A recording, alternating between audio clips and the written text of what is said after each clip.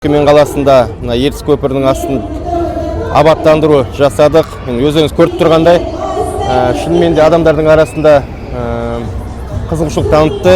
Бұл жерде баскетбол ойыны, яғни стритбол дейміз. Сонымен қатар мына қазір дүниежүзі дамып келе жатқан UFC, MMA дейді ғой, жаңағы сол бар. Басқа да ойын түрлері бар, енді бұл да жұмыс ары қарай жалғасатын болады.